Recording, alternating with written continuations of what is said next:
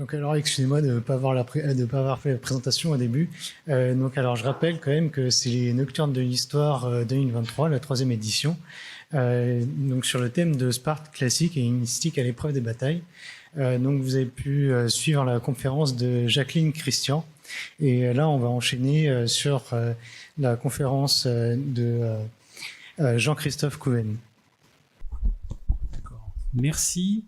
Alors, je vais également vous présenter donc une communication sur donc le titre et celui-ci, c'est l'acceptation de mourir. C'était la rage de vaincre, ce que nous a très bien montré Jacqueline Christian. Et là, on va voir l'acceptation de mourir. C'est un autre versant. Et donc, on va s'intéresser à Cléomène III. Alors, Cléomène III de Sparte, qui est-il? C'est un Spartiate de la maison des Agiades. C'est le fils de Léonidas II.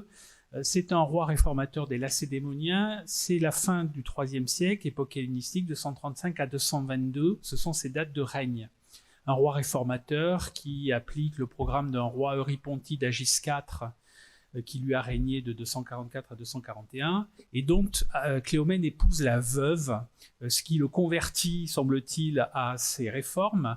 Abolition de dettes, partage de terres, distribution sous Cléomène de 4000 lots, des cléroi pour créer donc des homoioi, des Spartiatai, des soldats d'élite d'une certaine manière qui s'entraînent à cela.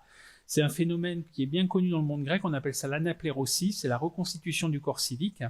Et pourquoi? Pour faire une armée, plus que pour être gentil et partager donc des terres avec des gens qui en auraient besoin. Et il y a une mesure similaire par rapport à la périoikis, c'est-à-dire les territoires donc des périèques. Mais autant on sait quelque chose, enfin peu de choses sur Agis IV, autant c'est assez mystérieux pour Cléomène. Alors Cléomène, il fait aussi un coup d'État. Il fait surtout d'abord un coup d'État en 227. Un coup d'État institutionnel. Il supprime les efforts. Il établit son frère Eucléidas comme deuxième roi.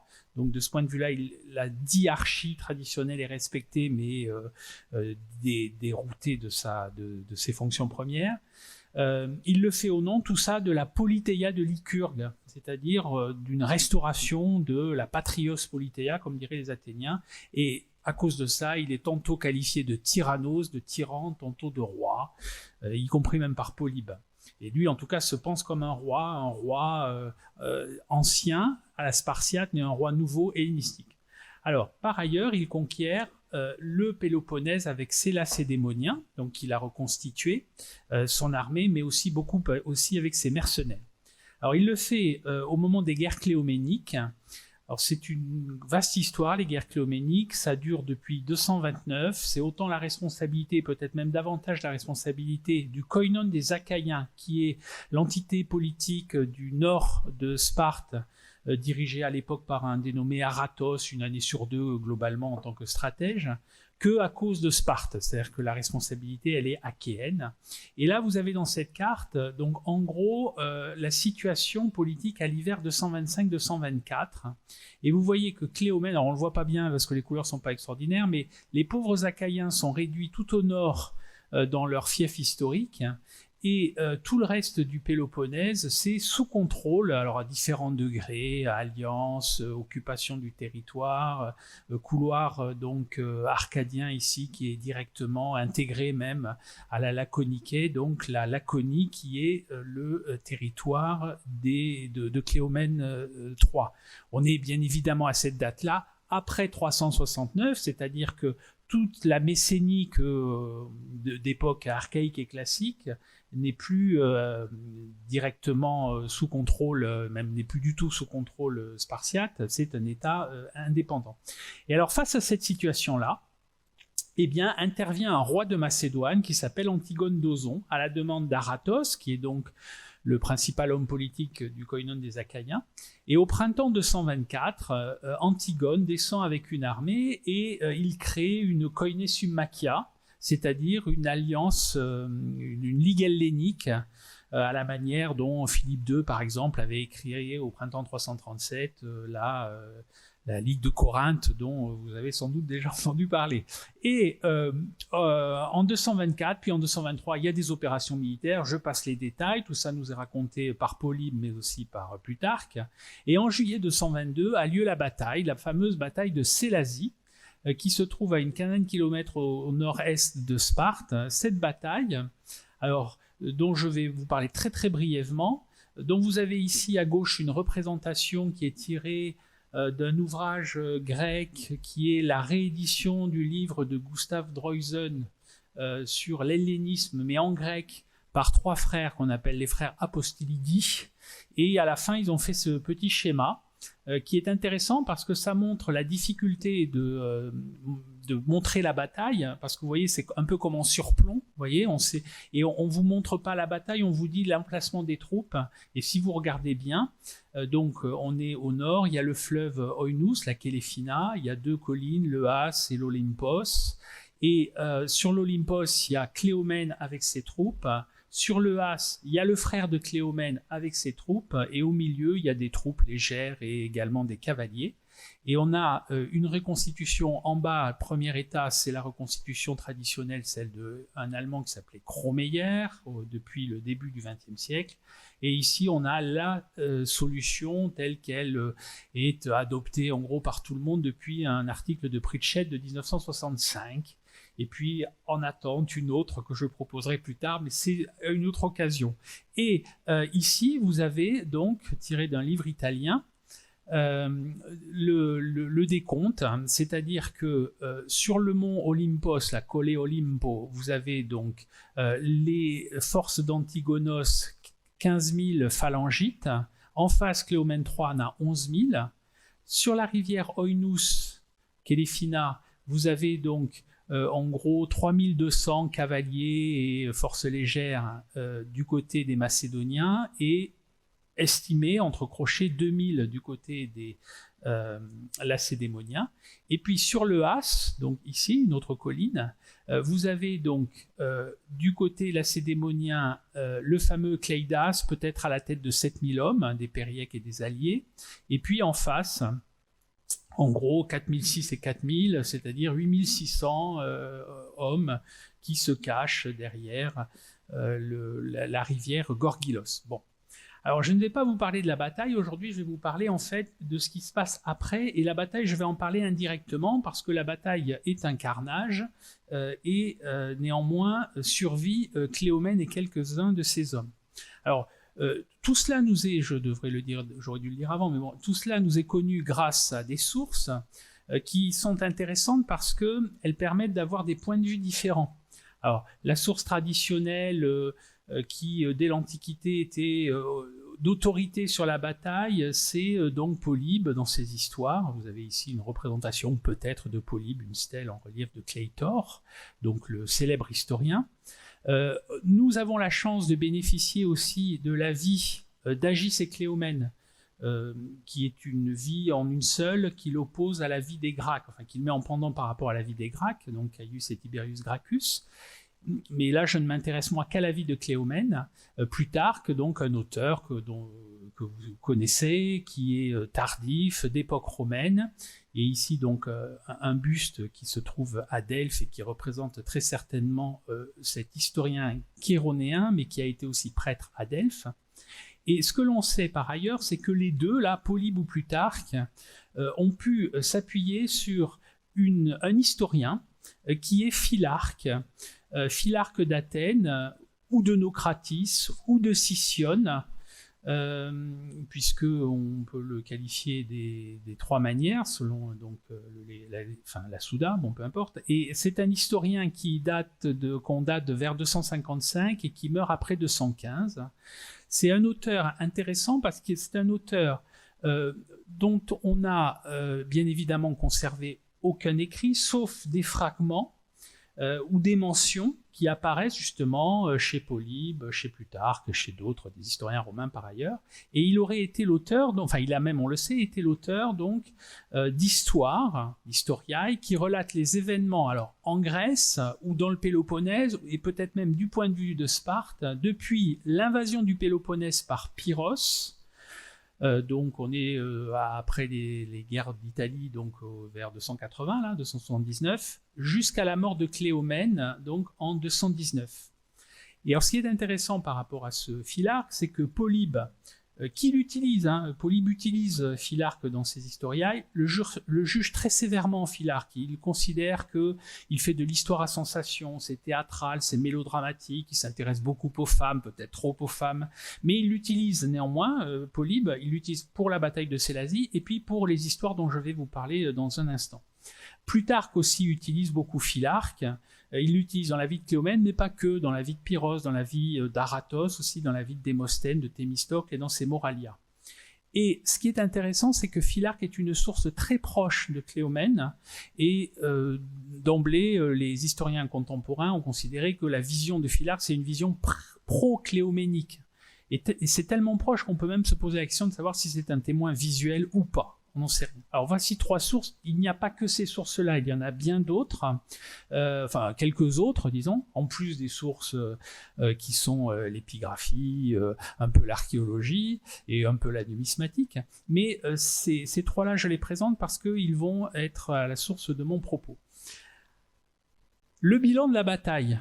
La bataille, je vous l'ai pas encore dit, mais a été une victoire macédonienne et une défaite lacédémonienne.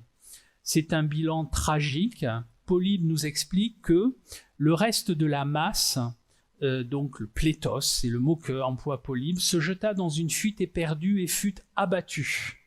Il ne nous donne pas de chiffres de victimes. Par contre, Plutarque nous dit, on dit que la plupart ou beaucoup de ces mercenaires périrent. Donc les mercenaires de Cléomène, peut-être quasiment tous, meurent le jour de la bataille, ainsi que tous les Lacédémoniens, sauf 200. Or, ils étaient 6000. Alors, combien de mercenaires? Le décompte veut qu'ils aient été entre 3000 et 5000. Sauf 200, j'ai oublié de le dire, oui, voilà. Il y en a 200 qui réchappent parmi les Lacédémoniens. Qui sont-ils? Alors la garde du roi ou d'autres, c'est difficile à savoir. Et les 6000 Lacédémoniens, alors là je vous fais pas la démonstration parce que c'est un peu compliqué, mais en fait, qui étaient ces 6000 Lacédémoniens? Est-ce que c'était les phalangites? Est-ce qu'il faut prendre dedans aussi donc ceux qui étaient sous les ordres de Cléidas? Et qu'est-ce que veut dire Lacédémonien? On l'a vu dans l'exposé précédent, c'est des Périèques plus des Spartiatae. Les Ilotes, on ne sait pas, en tout cas, ceux dont on pense qu'ils étaient présents sur le champ de bataille, ils étaient affranchis, parce qu'on a Plutarque nous le dit un peu avant, mais Plutarque ni Polybe n'explique qu'il y ait des Ilotes sur le champ de bataille de Sélasie. Aucune mention. Donc, voilà, en tout cas, ce que l'on pressent, c'est un carnage important. 6000, c'est à la hauteur des grandes batailles de l'Antiquité. 6000, c'est vraiment un chiffre important. Je ne me souviens plus des parallèles, mais il y a d'autres batailles dans le monde grec où 6000 sont morts sur le champ de bataille, et c'est important. Le bilan de la bataille nous est connu aussi par un auteur que je vous présente pour la première fois maintenant, qui est Justin. Alors Justin, il écrit un abrégé des histoires philippiques de Troc-Pompée, c'est un auteur du 3e, 4e siècle après Jésus-Christ, et en fait, il nous le présente en 2 morceaux. Au début, donc, au livre 28, etc., voilà, il nous dit, à la vérité, dans les rangs, personne ne pensa à sa sauvegarde. Il y a l'idée derrière laquelle les gens vont mourir. Aucune femme ne pleura la perte de son époux. Les vieillards glorifiaient les morts de leurs fils. Les fils rendaient hommage à leur père, mort au front. Tous se plaignaient de leur sort parce qu'ils n'étaient pas tombés aussi eux-mêmes pour la liberté de leur patrie.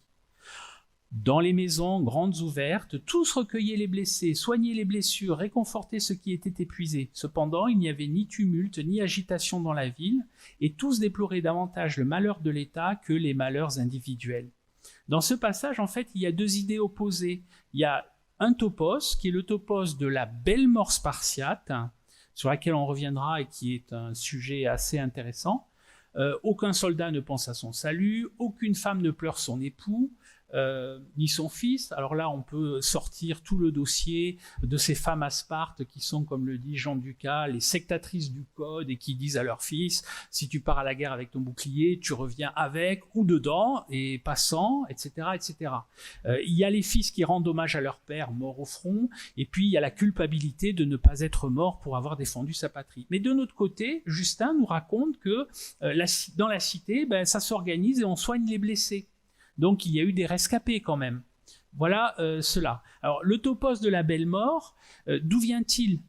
Justin, il écrit au 3e, 4e siècle, il fait un abrégé de l'histoire philippique de Troc-Pompée. Troc-Pompée, c'est un historien de chez nous, gaulois, du 1er siècle, qui fait une histoire philippique, et Troc-Pompée utilise, on le sait et on va le constater nous-mêmes, les historiae de Philarque, les histoires de Philarque, qui lui est contemporain des événements. Donc vous voyez, il y a plusieurs niveaux d'écriture. Donc d'où vient ce topos de Philarque, de Troc-Pompée? Justin, sans doute, il l'emploie, il le connaît, mais ça a été créé avant. Et des morts, certes, mais aussi des soldats blessés, épuisés, mais sains et saufs, donc tous ne sont pas morts sur le champ de bataille. Et la suite nous dit ceci, Justin nous dit « Cependant, le roi Cléomène, après avoir tué beaucoup d'ennemis, survint trempé de sang sur tout le corps, le sien aussi bien que celui des ennemis. Et une fois entré dans la ville, il ne s'assit pas par terre, il ne réclama pas à boire et à manger. Enfin, il ne se débarrassa pas de ses armes pesantes, mais appuyé sur un mur, alors qu'il considérait que 4000 hommes seulement avaient survécu à la bataille, il les exhorta à se réserver pour des temps meilleurs pour l'État. Et alors, il part pour l'Égypte. » Alors, cette scène est directement tirée de Philarque parce que on a la mention à peu près équivalente chez Plutarque. Notamment le Cléomène debout, penché sur une colonne. Enfin, il y a des attitudes qui sont semblables. Mais ce que l'on n'a pas chez Plutarque, c'est cette mention de 4000 hommes seulement qui avaient survécu à la bataille. Alors, quel statut ces 4000 hommes? Le texte, c'est cum, 4, quatura, milia, sola, etc. On ne sait pas ce qu'ils sont, si c'est des Spartiates, des Lacédémoniens, etc. etc. Si on prend au pied de la lettre les 6000 morts de Plutarque plus les 4000 survivants, on a 10 000 Lacédémoniens. Bon, je ne sais pas si on peut en faire grand-chose. Mais ce qui est surtout intéressant, c'est le motif de Cléomène qui dit à ses survivants « Ne résistons pas, il faut réserver donc ce corps civique pour des temps meilleurs pour l'État. » Et là, Justin, cette phrase-là est un parallèle à un autre passage de Justin qui rappelle l'ordre donné par Léonidas aux Lacédémoniens avant la bataille des Thermopyles. Et dans Justin, avant la bataille des Thermopyles, Justin rappelle que le 4e jour, au moment où il avait été annoncé à Léonidas que 20 000 ennemis tenaient le haut de la crête, il invite les alliés à se retirer et à se réserver pour des temps meilleurs pour leur patrie. Donc on a ici une formule toute faite, et on a le thème donc du sacrifice de Léonidas. Le bilan de la bataille, Plutarque, dans la vie de Cléomène, qui se base sur une notice de Philarque, présente un récit très semblable, mais lui n'évoque absolument pas les 4000 survivants. Lui, il ne s'intéresse qu'aux 6000 Macédoniens, dont tous pratiquement sont morts, sauf 200. Néanmoins, un peu après avoir donné ce bilan, il explique que, arrivé dans la ville, Cléomène conseilla aux citoyens qui vinrent à sa rencontre d'accueillir Antigone et dit que lui-même ferait, soit en continuant à vivre, soit en mourant, ce qui serait utile à Sparte. Donc on a la même idée de on va faire ce qui est utile à la patrie et on va donc pouvoir poursuivre le combat ou pas, et ce soit en continuant à vivre, soit en mourant, ça ne dit simplement qu'une chose, me semble-t-il, c'est le manque d'intérêt de Cléomène pour sa propre vie, mais la seule valeur qui est importante aux yeux de Cléomène, c'est l'utilité pour Sparte. Et le choix qui est fait, c'est que Cléomène sera plus utile à Sparte en partant pour l'Égypte, en exil, plutôt qu'en mourant. De toute façon, il n'est pas mort sur le champ de bataille, il va donc pouvoir partir en exil. Et grâce à Plutarque, on peut voir la fuite, le voyage de Cléomène. Alors d'où? De Gitéion, qui est le port donc, de la Laconie, que vous reconnaissez ici, donc dans le golfe de Laconie, entre le cap Malais et le cap Ténare. Et Cléomène est très précis sur ce voyage. Sur cette carte donc, qui est tirée de Route de navigation antique de Pascal Arnaud, on peut voir qu'ensuite, et ce que nous dit Cléomène est ça, qu'il passe par Cythère, puis ensuite il va à Anticythère, qui est Aegilia dans le texte, mais que Boursiade et d'autres ensuite considèrent être comme Anticythère, et qu'après Anticythère, il gagne Cyrène. Alors il est fort probable que d'Anticythère, il est ensuite allé en Crète, et qu'en Crète, il va à Cyrène. Et de là, alors Cyrène n'est pas un port, Cyrène c'est à l'intérieur des terres, le port c'est Apollonia, donc il va à Apollonia, mais Apollonia dépend de Cyrène, et de là, eh bien, il regagne Alexandrie, puisque ça fait partie de l'Empire égyptien et c'est même annexé au royaume d'Égypte à cette date-là. Et dans ce voyage, il y a un dialogue entre Térition et Cléomène. Un dialogue qui est célèbre, qu'on voit apparaître uniquement chez Plutarque, entre donc, le roi et l'un de ses suntrophoi, c'est-à-dire quelqu'un qui a été élevé avec le roi. Alors, je ne rentre pas dans le détail de savoir si suntrophos, là, c'est l'équivalent de motax, qui est un des statuts potentiels, ou c'est suntrophos à la mode hellénistique, c'est-à-dire que vous savez que, par exemple, Alexandre a été élevé avec des suntrophoi, comme tous ses amis, comme Héphaïstion et d'autres. Voilà. Donc, est-ce que c'est la même chose? Probable. On ne sait pas bien. Enfin, bon, c'est tout un débat. Ce dialogue est-il réel ou fictif? Alors, beaucoup de commentateurs, à commencer par Gabriele Marasco, considèrent que c'est un dialogue ex eventu, donc d'une certaine manière hors d'événement, reconstitué, et qu'il y a un aspect fictif dans ce dialogue. Et l'hypothèse qui est souvent retenue, peut-être pas toujours mais souvent, c'est que Philarque a tout inventé et mis en scène des personnages. Sans compter que Philarque a fait ça dans ses historiailles, mais que Plutarque, qui utilise Philarque, a peut-être rajouté une couche. Pourtant, on ne peut définitivement écarter l'hypothèse selon laquelle Philarque a recueilli un témoignage proche de Cléomène, avant la mort du roi ou après la mort du roi, ou même peut-être que Philarque faisait partie de l'entourage de Cléomène. À Alexandrie, ou peut-être même déjà d'Esparte dans la fuite sur le bateau.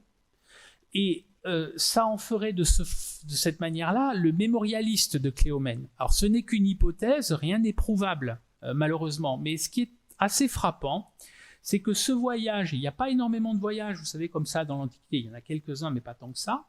Il y a le voyage de Paul de Tarse dans les Actes des Apôtres, par exemple, si ça vous intéresse, mais il n'y a pas que ça, il y en a un plus célèbre, plus proche de nous, c'est le voyage d'Aratos vers l'Égypte en 251. Il a besoin d'argent, il va à la cour donc, du roi Ptolémée II, et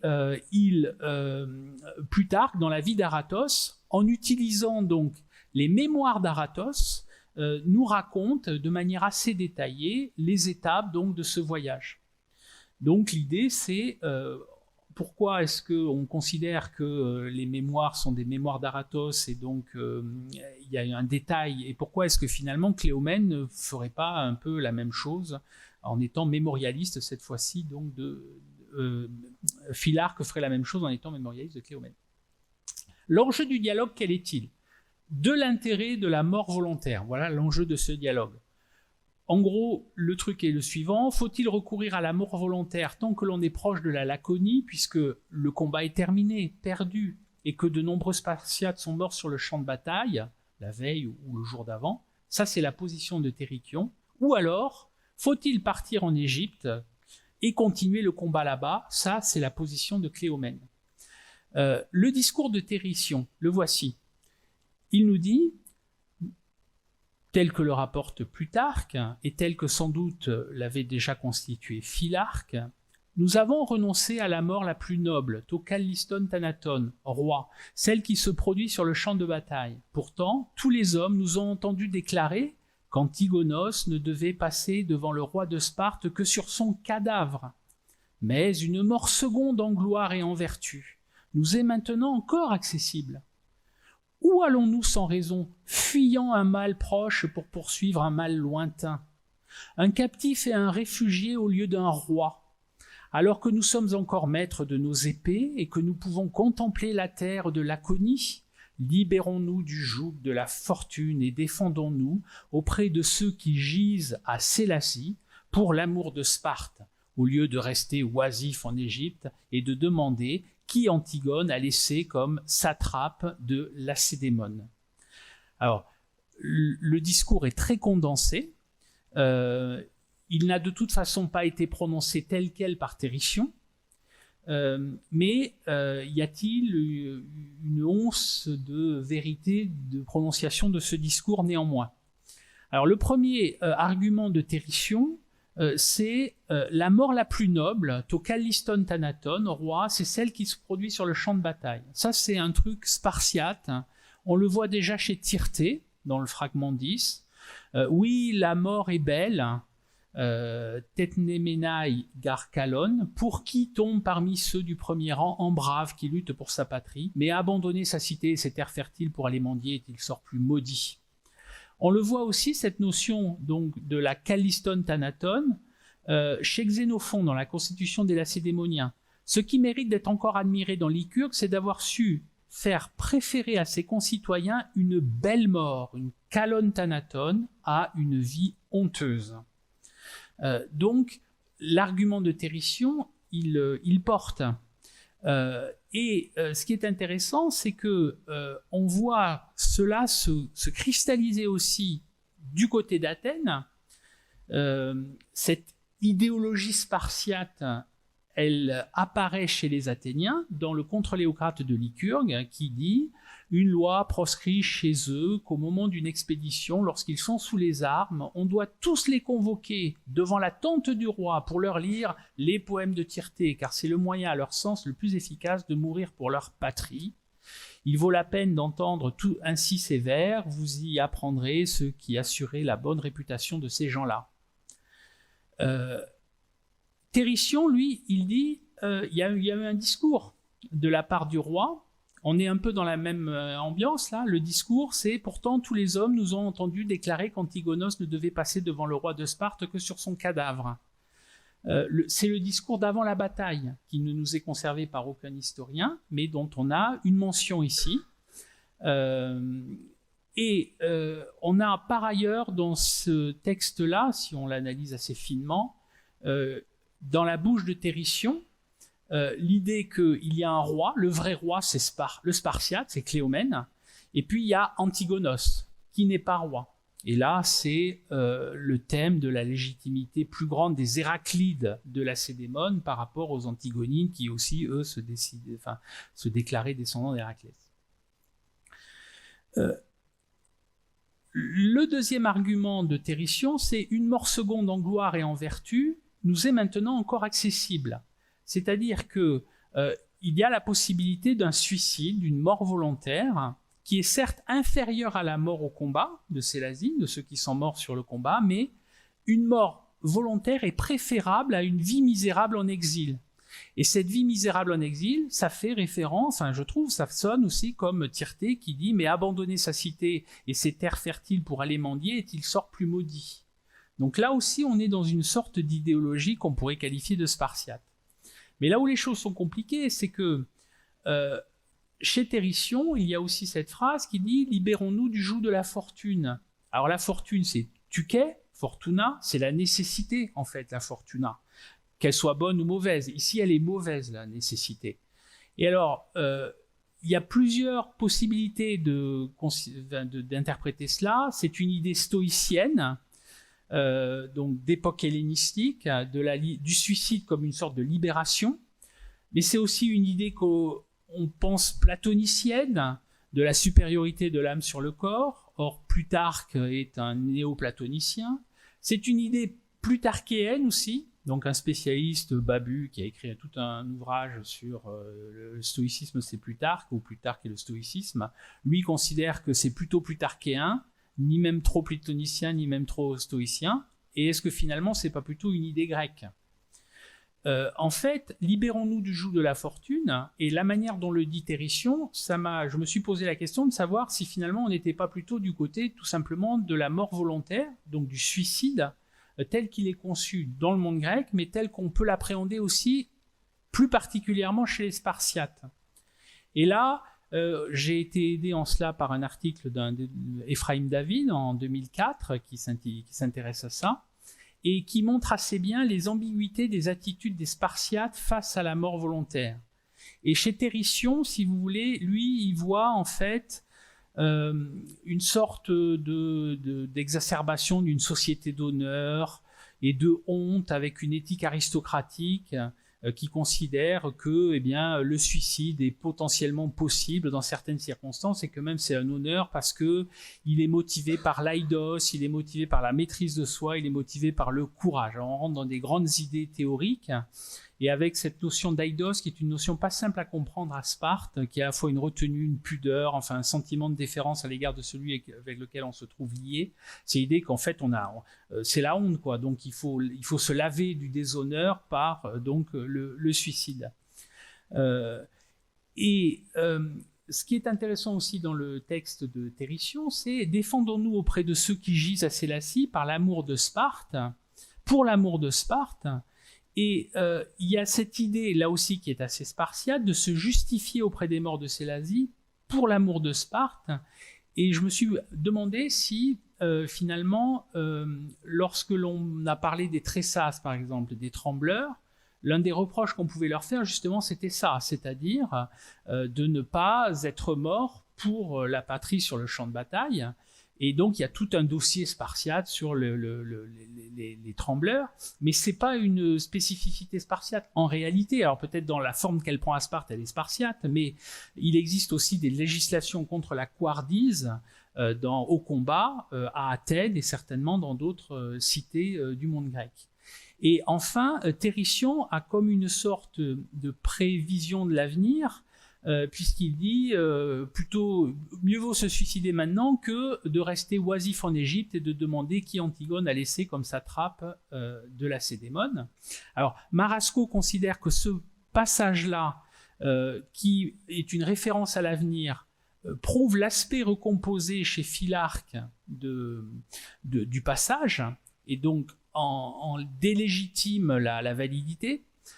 C'est possible, mais en même temps, les bateaux étaient prêts à Gitéion pour le roi. C'est-à-dire que Cléomène avait sans doute assuré ses arrières. Et la bataille, elle a lieu donc à un moment charnière où l'allié Ptolémée III, qui a toujours soutenu Cléomène, coupe les vivres 10 jours avant la bataille. Cléomène choisit la bataille, néanmoins, il aurait pu la gagner. Il l'a perdue. Et les ponts ne sont pas complètement rompus avec Ptolémée III. Il y a la possibilité pour lui de l'exil. Pourquoi Ptolémée III a-t-il coupé les ponts avec Cléomène avant la bataille ? Parce que ce dernier, Cléomène III, s'est entendu avec Antigone d'Ozon, de roi à roi, parce que les intérêts de Ptolémée III avaient un peu changé. D'Ozon menaçait l'empire lagide en Asie mineure et il a fallu qu'il s'entende, Ptolémée III avec d'Ozon, et il l'a fait sur le dos en quelque sorte de Cléomène. Il y a donc un accord passé entre Ptolémée III et d'Ozon. L'avenir, de toute manière, pour Cléomène est prédictible néanmoins au moment de sa fuite. Pas complètement, mais ce mouvement de fuite vers l'Égypte, il était prévu. Le troisième argument de Térition, c'est « nous sommes maîtres de nos épées et nous contemplons la terre de Laconie, c'est le bon moment pour le suicide ». Alors le moyen technique, c'est l'épée. Et dans le cas des morts volontaires à Sparte, paradoxalement, c'est assez rare l'épée pour un suicide. Alors c'est grec en même temps, mais il y en a un qui se suicide à l'épée, c'est Cléomène Ier, celui qui se lacère. Ça fait partie de la folie de Cléomène. Ajax aussi se suicide avec une épée, mais Ajax également le fait par acte de folie. En général, les suicides à Sparte sont faits par mort de faim volontaire, l'apocartéria. On voit ça pour Gylippe, on voit ça pour Antalcidas. On peut même se dire finalement que Pausanias le régent, c'est presque un suicide volontaire par mort volontaire imposé par sa mère pour sauver la face, alors que peut-être qu'il n'avait pas envie de mourir, Pausanias. Bon. Et puis il y a aussi des morts par pendaison. Mais c'est mal vu, il y a un dénommé Pantithès par exemple qui meurt par pendaison. Et alors la vision de la Laconie, Anticitère n'est sans doute pas encore la Laconie, mais d'Anticitère on voit sans doute Citère. Citère c'est la Laconie.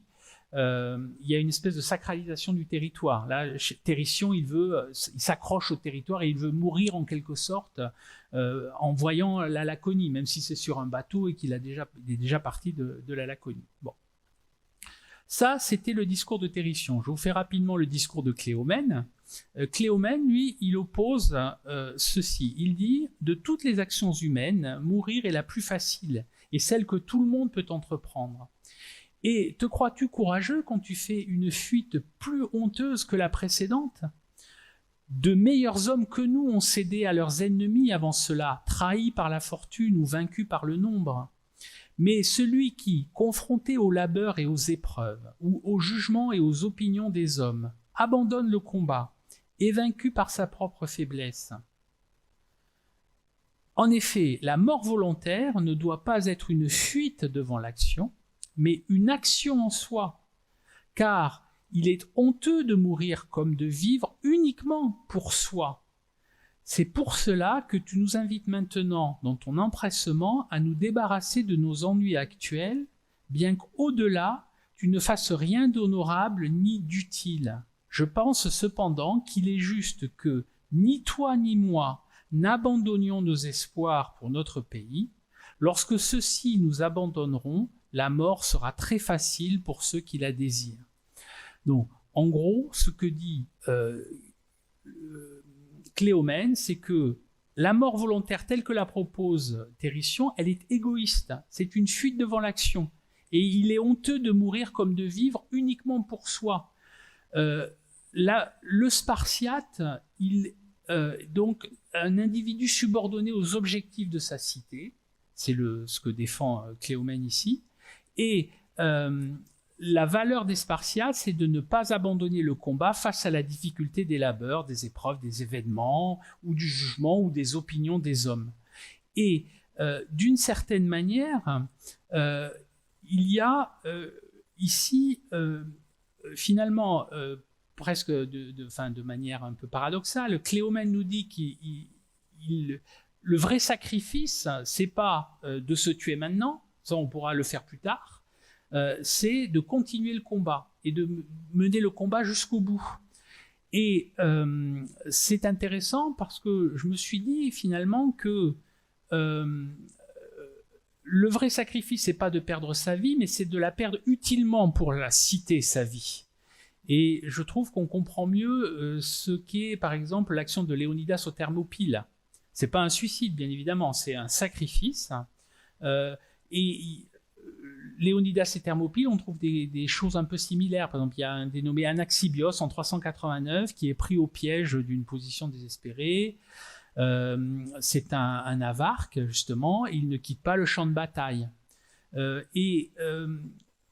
Cette idée que le vrai sacrifice, c'est de ne pas perdre sa vie, mais c'est de la perdre utilement pour la cité, cette idée-là, elle permet aussi de comprendre peut-être le choix de certains Spartiates au moment de l'épisode de Sphactérie, qui est un épisode douloureux pour les Spartiates, donc en 424. Donc sur le petit îlot de Sphactérie, il y a des homoioi qui sont morts, des homoioi qui se sont rendus. Thucydide montre donc la consternation de tous les Grecs qui, voyant cela, ne comprennent pas que des Spartiates puissent se rendre alors que normalement ils meurent tous par les armes. Et Thucydide met en avant un petit dialogue entre un allié des Athéniens qui demande sournoisement à un prisonnier spartiate si ceux qui étaient morts là, c'étaient des soldats d'élite. Sous-entendu, toi qui n'es pas mort, donc tu n'es pas un soldat d'élite, donc soit tu n'es pas un homoios. Et donc c'est une injure supplémentaire, de même que Thucydide nous raconte qu'on crachait sur ces prisonniers spartiates lorsqu'ils étaient déférés à Athènes. Et le prisonnier répond, les flèches tuent pareillement les braves et les lâches. Et il le répond à la manière spartiate, de manière laconique. Et on peut l'interpréter, sous-entendu, les flèches, ce sont des armes de lâches. Donc elles tuent à l'aveugle, et donc à ce moment-là, le sacrifice n'est plus utile à la cité de Sparte. Donc pourquoi ne pas se rendre? Alors là, on est dans le cas d'une reddition. Cléomène, lui, ne se rend même pas, puisque Cléomène poursuit le combat après. Je vous ai posé à plat les deux textes, qui sont d'interprétation compliquée, en vous expliquant que peut-être que le dialogue s'est tenu, mais s'il s'est tenu, c'est sous une autre forme. Il y a quand même eu ce débat entre est-ce qu'on meurt maintenant, ça sert à rien d'aller en exil, et autant mourir, ou Cléomène qui dit ben non, on meurt pas, on va continuer le combat après. Les deux textes ont été dans leurs arguments peaufinés par Philarque, peut-être que Plutarque en a rajouté une couche, et en tout cas les interprétations par les historiens contemporains de ce dialogue est assez intéressante parce que les historiens ne se positionnent pas du tout de la même manière en fonction des époques. Par exemple, Ollier, donc le fameux auteur François Ollier du Mirage spartiate, dans son deuxième volume de 43, nous explique que il voit là une influence stoïcienne sur Philarque. On reconnaît le conseil stoïcien du suicide, et il semble que Philarque a eu précisément à cœur, en stoïcien qu'il était, de justifier Cléomène pour avoir survécu au désastre que venaient de lui infliger les Macédoniens. Or, depuis, on est revenu de cette idée d'un Philarque stoïcien. Africa montre que Philarque, il n'était peut-être pas stoïcien, mais peut-être qu'il était cynique. Bon. Chimeron, en 1972, considère que ce débat démontre jusqu'à quel point Cléomène ou son entourage, ou ce qui revient au même, s'était déjà éloigné de la tradition spartiate, de la vraie Sparte traditionnelle, de la Sparte traditionnelle, dit-il. Or, dans le propos de Cléomène, il y a cette idée, me semble-t-il, assez spartiate et pragmatique que il faut continuer la lutte. Donc c'est pas non plus complètement vrai. Tigerstedt l'a dit, ce que Philarque fait discuter à Cléomène à Térition, ce n'est pas la doctrine stoïcienne, donc lui c'est le Gualagne d'Ollier, il a raison, de la justification du suicide, mais c'est l'opinion de la Grèce antique et en particulier de Sparte, selon laquelle il vaut mieux mourir en héros que de vivre en exilé à l'étranger. Bon, Cléomène, s'il ne se suicide pas, c'est qu'il a une carte à jouer à Alexandrie, sans doute. Et Marasco, lui, il oppose l'excessif rigorisme éthique de Térition, excessif rigorisme éthique, et il dit que Cléomène dénonce l'inutilité du suicide pour la gloire et la vertu personnelle, et prône de mourir pour le bien de l'État. Et là aussi, c'est spartiate, cette idée-là. Donc, si vous voulez, finalement, est-ce que c'est pas Cléomène qui représente plus l'idéologie de Sparte que Térition? Enfin voilà, c'est pas simple. Et ça nous amène à nous poser cette question de la belle mort spartiate, qui est une question ambiguë, une notion ambiguë. C'est une notion qui a été idéalisée dans un article de Nicole Leroux en 1977. Et Nicole Leroux, c'est une Athénienne, elle vient d'Athènes et elle a essayé de voir si on ne pouvait pas trouver à Sparte un peu la même chose que ce qu'elle lit à Athènes dans les oraisons funèbres. Actuellement, une personne qui s'appelle Nancy Boitgagen est en train de faire une thèse, qu'elle va bientôt finir, sur donc la notion de la belle mort spartiate, et de montrer que cette notion, elle est aussi une notion qui est tout à fait contemporaine, c'est-à-dire une notion qui naît chez François Ollier, qui est passé par Henri-Irénée Marou et qui va jusqu'à Nicole Leroux, et qui a comme toile de fond la Première Guerre mondiale, la Deuxième Guerre mondiale, et puis également la montée de l'extrême droite française dans les années 70. Donc, lorsqu'on traite de ces notions-là, il faut toujours faire attention. Je terminerai maintenant mon exposé par un dernier point, c'est que Cléomène ne meurt pas sur ce bateau-là, alors que Térysion se suicide. Cléomène va jusqu'à Alexandrie, mais Cléomène va finir par mourir. Et on va voir comment.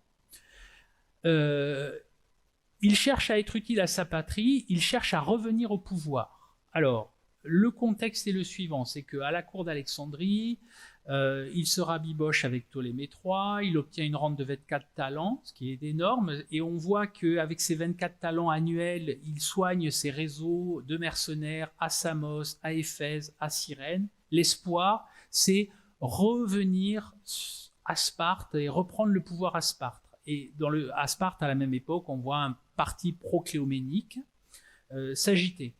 Un moment favorable, Polybe nous explique que quand Ptolémée III meurt, que le temps passa et que les circonstances en Grèce appelaient Cléomène presque par son nom, vous voyez, c'est l'expression que dit Polybe, c'est-à-dire qu'on lui dit Cléomène, et au retour de Cléomène, on veut Cléomène, eh bien, que Antigone d'Ozon était mort, donc que Philippe V arrive au pouvoir, il est jeune, il n'est pas très formé encore, enfin en tout cas on ne sait pas trop ce qu'il va le devenir. Les Achéens étaient en guerre, les Lacédémoniens partageaient l'hostilité des Étoliens contre les Achéens, et la Macédoine, comme ça avait été l'origine, le dessein et le programme de Cléomène.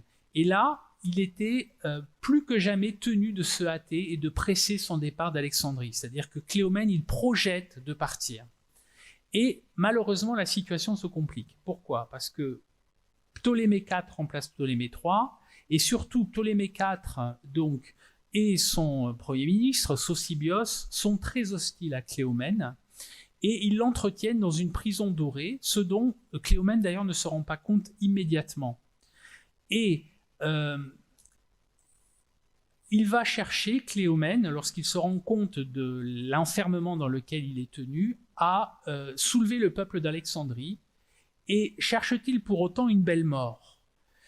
Alors, quand on regarde la traduction de la CUF de Polybe, on vous dit Cléomène considérait sa situation et, n'ayant pour l'avenir que de sombres perspectives, résolut de tenter le tout pour le tout, non qu'il fût persuadé de venir à bout de son dessein, il n'avait aucune chance raisonnable dans son entreprise, ça c'est Polybe qui parle, mais plutôt pour trouver une belle mort, euthanatesai spudazone, et ne rien endurer d'indigne de son audace passée, et aussi en ayant dans l'esprit, comme je crois du moins, et en méditant une maxime comme celle qui s'impose habituellement aux hommes de grand cœur, et là Polybe nous cite 2 vers de l'Iliade, « Je ne veux pas mourir sans combat ni sans gloire, mais après un haut fait qui passe à l'avenir. » Vous voyez, Polybe nous fait une espèce d'oraison funèbre avant l'heure de Cléomène. Quand on lit ce que c'est la euthanatesai, c'est parce qu'il était désireux, il s'efforçait de mourir noblement. C'est pas exactement la même chose que la belle mort. Bon. Et puis surtout, le problème, c'est que là, Polybe nous fait un focus sur Cléomène, mais la mort qu'il va avoir, Cléomène, c'est une mort collective, c'est pas une mort individuelle. Il va vraiment essayer de soulever le peuple alexandrin. Alors, ce soulèvement d'Alexandrie, il est expliqué par Plutarque, il est expliqué par Polybe. Les 2 récits ne sont pas exactement jointifs, et puis Plutarque nous détaille davantage que Polybe. Je ne rentre pas dans les détails. En gros, Ptolémée IV est à Canope, Cléomène fait croire à une libération prochaine, il offre un banquet aux gardes qui s'assoupissent d'avoir trop bu, et il sort du palais. Et là, avec 13 personnes, nous dit Plutarque, il va essayer de soulever le peuple d'Alexandrie. Alors il va tuer plusieurs personnes, un premier Ptolémée, un deuxième Ptolémée qui est le gouverneur de la ville, et il effraie les gardes de ce gouverneur. Il marche sur la citadelle, il libère des prisonniers, mais c'est un échec, il n'arrive pas à les libérer parce que la citadelle est fermée, et il marche au hasard de la ville pour rallier des hommes, et c'est un échec. Et voyant cet échec-là, il va donc se suicider. Le soulèvement d'Alexandrie, un suicide. En fait, voilà le terme de Plutarque Cléomène, à la fin, il dit « Alors Cléomène s'arrêta, toutes les tentatives ont échoué, et dit à ses amis, alors les amis ici c'est les philoi, c'est le titre aulique, il n'est nullement surprenant en vérité que des femmes gouvernent un pays dont les habitants fuient la liberté. » Et il les exhorta à mourir tous d'une manière digne de lui et de leurs exploits. Alors, sur les femmes qui gouvernent un pays, c'est une référence au gouvernement de Ptolémée IV, qui est un roi, le roi au tambourin, qui a des maîtresses, dont une en particulier, et c'est le thème de la gynécocratie, Ptolémée IV qui est nul et qui ne fait rien. Mais il a quand même Sosibios derrière, et Sosibios est un vrai homme d'État pour Ptolémée IV.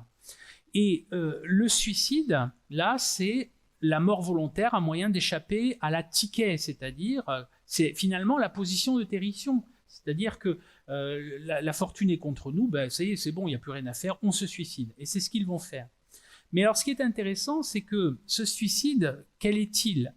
C'est sans doute peut-être pour acquérir, mourir d'une manière digne de lui et de ses exploits, mais en fait, dans l'Antiquité, souvent, les suicides dans ces circonstances, c'est comme un meurtre inversé, c'est-à-dire que si on pense au suicide de Démosthène à Calorie en 322, il se suicide parce que derrière la porte, il y a des gardes macédoniens, et s'il ne s'était pas suicidé, de toute façon, les gardes macédoniens le zigouillaient. Donc, de toute façon, Cléomène échappe au supplice et à la mort, quoi qu'il arrive. Et en fait, ce qui est intéressant, c'est que la suppression donc de Cléomène, elle est d'une certaine manière orchestrée par Sosibios, qui l'a enfermée. La question qu'on peut se poser, c'est, mais finalement, c'est un geste désespéré, ce soulèvement, mais est-ce qu'il aurait pu réussir? Alors, Polybe nous dit non, c'était couru d'avance, il n'y a aucune chance, c'est pas raisonnable, etc.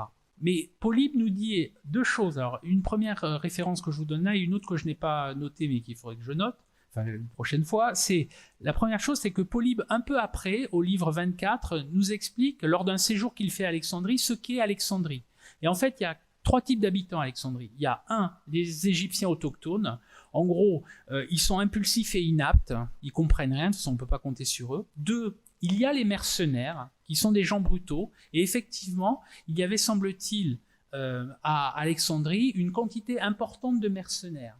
Et puis 3, il y a les Alexandrins, qui, eux, sont plus fréquentables, parce que ce sont des descendants d'Hellène, mais qui, à l'époque où raconte ce passage-là Polybe, c'est-à-dire c'est sous Physcone, donc c'est donc au IIe siècle, ces Alexandrins Hellènes sont brutalisés par les mercenaires. En fait, Alexandrie, c'est une ville de mercenaires aussi.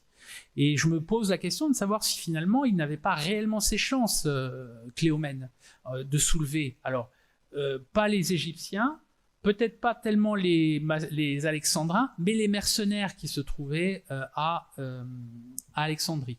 Mais ça a échoué. Et un autre passage de Polybe, où Polybe nous dit que le principal opposant de Ptolémée IV, c'est Cléomène.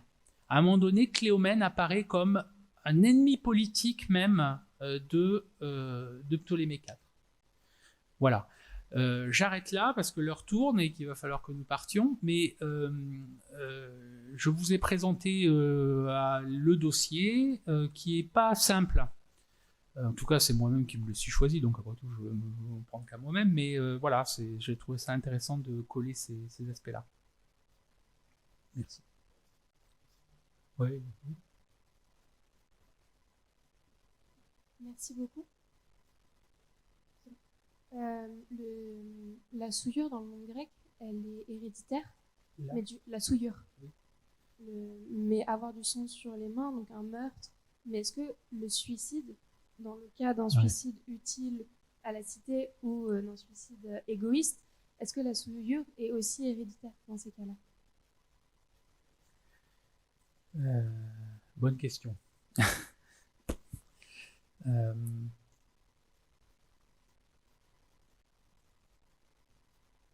Oui, il faut voir Parker, Miasma, et voir ce qu'il dit sur le suicide.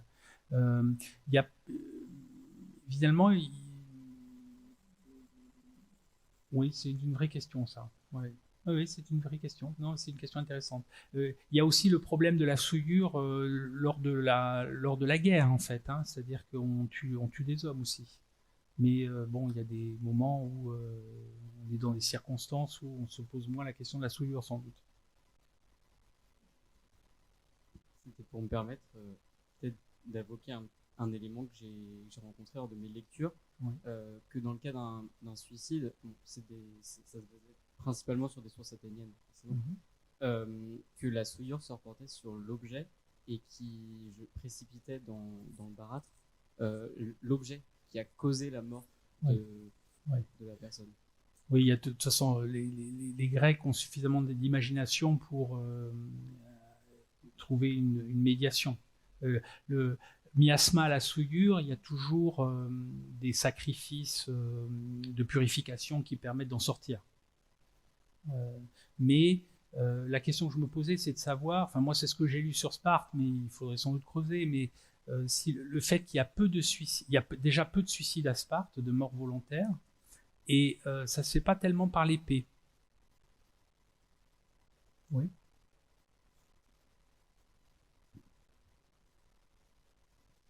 Je rapprocherais, moi, la mort de Cléomène de celle de Démosthène. Ce sont des gens, en fait, qui sont coincés, qui vont mourir de toute manière, et qui préfèrent mourir, comment dirais-je, sans être détruits, parce que ceux qui les menacent, eux qui ont été des grands opposants et qui vont être capturés, c'est la torture. On a dans Polybe, justement, des exemples de torture comme ça, du tyran d'Argos, du tyran de Mégalopolis ou de Mortiné, je ne sais plus lequel, qui sont des choses atroces, absolument atroces. Et regardez le texte de Polybe 5.38, là, plutôt parce qu'il était désireux de mourir noblement et de ne rien endurer l'indigne de son audace passée. Cet homme-là est menacé. Il s'est posé effectivement quelque part parce que Ptolémée V l'énerve, il s'est posé en rival politique et Sosibios et autres ont décidé de sa mort, il le sait, et il ne faut surtout pas qu'il tombe vivant dans leurs mains. Comme Démosthène, qui a lutté contre le Macédonien tant qu'il a pu, et il ne faut pas qu'ils tombent vivants parce qu'ils seront abominablement torturés.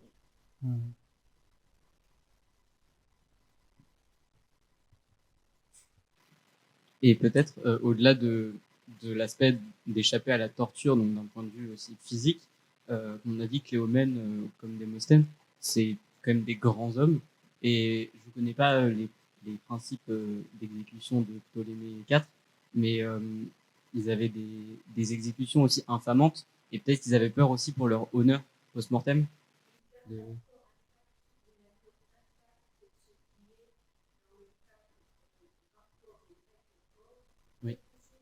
Oui, tout à fait. Et ce qui est intéressant par rapport à Cléomène, c'est que son corps est récupéré et ensuite il est exposé, justement. Voilà. Oui, tout à fait. Tout à fait. Voilà. Mais là où c'est redoutable chez... Voilà. Oui. Mais là où c'est redoutable pour Cléomène, c'est que survient un miracle, c'est-à-dire apparaît un serpent qui entoure la tête de Cléomène, ce qui crée une panique religieuse à Alexandrie, et ce qui est résolu par très certainement une avancée vous savez, tous ces savants qui sont muséions, qui expliquent que les serpents viennent de la moelle épinière et donc du mort et apparaissent donc comme cela. Vous savez, c'est le principe de la génération spontanée. Vous savez, avant Pasteur, on pensait que les sacs de souris donnaient des souris. Voilà.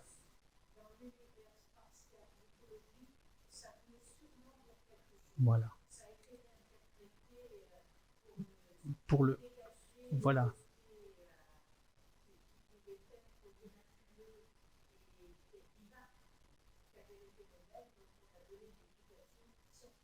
Ouais.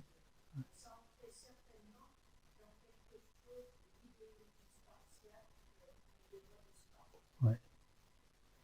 Voilà. On va devoir partir, je pense. Ok. Alors, en tout cas, merci d'être venu. Je sais que le déplacement, c'était un peu compliqué, puisqu'on avait prévu ça mercredi et on a dû décaler à lundi. Donc, je vous remercie d'être tous venus et j'espère vous revoir pour un prochain événement. Bonne soirée à tous.